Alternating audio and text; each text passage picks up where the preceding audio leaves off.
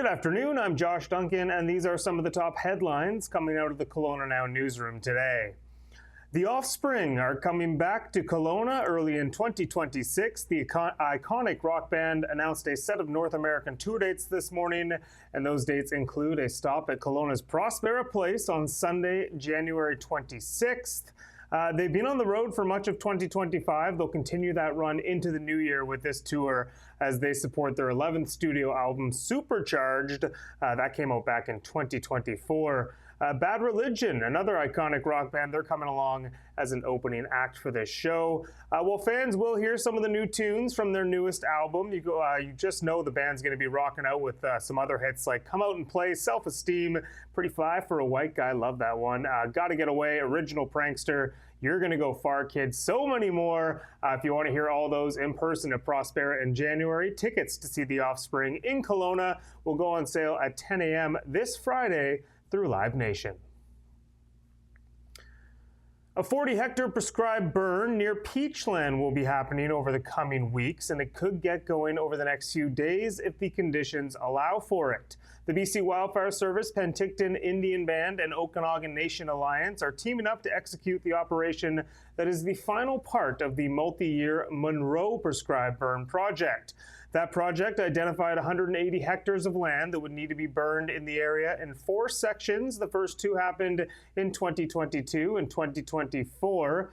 Mother Nature took care of another section as it burned during last month's Monroe Lake wildfire. And this fall's planned operation will cover that last section, which is right adjacent to where that fire burned in September. The BC Wildfire Service says the burn is around 5 kilometers southwest of Penticton, and it will decrease wildfire risk, restore the ecosystem, and enhance Indigenous cultural values in the area. Smoke and flames from the burn are expected to be visible at times around the Okanagan and to travelers on Highway 97 and the Connector. The Canadian Food Inspection Agency has confirmed that one of the birds at Universal Ostrich Farms in Edgewood has died. The farm, of course, has been the center of a lot of controversy over recent weeks and months regarding a planned cull of nearly 400 ostriches by the agency in relation to a bout of avian flu that killed a chunk of the flock back in December. The birds are currently in the custody of the CFIA, and the agency said the ostrich who died over the weekend had a chronic pre-existing condition. Farm spokesperson Katie Pasitny was not buying that, however. She said in a video posted to Facebook over the weekend that the animal, who she called Spirit, died probably in extreme pain while suffering from dehydration. Pasitny said the death of that bird, a part of their family, is on the CFIA. The CFIA remains at the farm and has custody over those birds, while the Supreme Court of Canada mulls an appeal from the farm over the planned mass cull. Now in sports, and we're getting to sports a little early because I have 2 sports stories for you today. The first up, some local hockey news, and it just came down the pipe as the Kelowna Rockets are getting close to full strength with the return of their top player from the NHL today. The Utah Mammoth announced that Tej Aginla was reassigned to the WHL club ahead of the start of the NHL season this week. Iggy is heading back to Kelowna, and he's going to provide a massive boost to the Rockets lineup as he's already showcased himself as one of the top talents in the CHL. He scored 14 goals and had 32 points last year before going down to a season-ending injury. He'll be counted on as a key driver as the Rockets look to win WHL and Memorial Cup titles this year. Aginla, who the Utah Mammoth selected 6 overall in 2024 as their first ever draft pick after moving the franchise from Arizona. He will certainly turn pro after this final year of junior hockey with the Rockets. It would be nice if he could go out with a couple of titles. Kelowna now only really missing Hayden Papanekis from the lineup as the Montreal Canadiens draft pick is week to week with an injury. Aginla and company heading north to take on the Prince George Cougars this week on Wednesday before returning home for a matchup with the Seattle Thunderbirds at Prospera on Friday night. All right, and bigger sports news, and all the Edmonton Oilers fans out there will be excited. Bigger sports news, at least outside of Kelowna.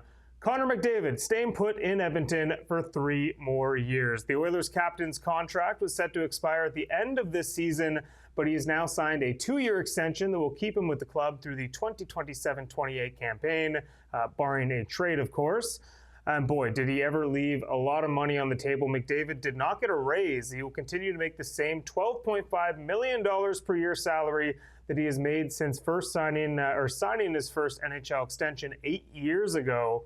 The pay cut on a short-term deal will help the Oilers give him a little more wiggle room to improve the roster around McDavid as they try to win that elusive Stanley Cup over the next 3 seasons. It's also speculated to be a bit of a win one in the next 3 years or I'm out of here type deal for McDavid. Only 97 knows that for sure. But to put this 2-year, $12.5 million per year in perspective, the Minnesota Wild last week just re-signed superstar Kirill Kaprizov, inking him to an 8-year deal that will pay the Russian winger $17 million per season. Safe to say if McDavid really wanted, he could have signed for somewhere close to 20. All right, a quick look at the forecast. We are at our high of 17 under mainly sunny skies this afternoon. Partly cloudy overnight, a low of 4 degrees early tomorrow morning, then back all the way up to 18 tomorrow under a mix of sun and cloud. A potential shower or two in the late afternoon Tuesday as well. That is it for me today, but you can read up on all these stories and plenty more over at KelownaNow.com. Be sure to check us out on our socials as well. It is KelownaNow.com on TikTok, Best of Kelowna Now on Instagram, KelownaNow on X, and Now Media Group on YouTube. All those links, if you didn't hear me, all those links are available on our main page. You can check them out from there. Have a wonderful night, Kelowna. I will be here again tomorrow for another peek at the local headlines, and we'll see you then. We don't just report the news, we live here too. We're your neighbors, bringing you stories that matter to all of us. No government funding, no outside influence. Kelowna Now, local, independent. News you can trust.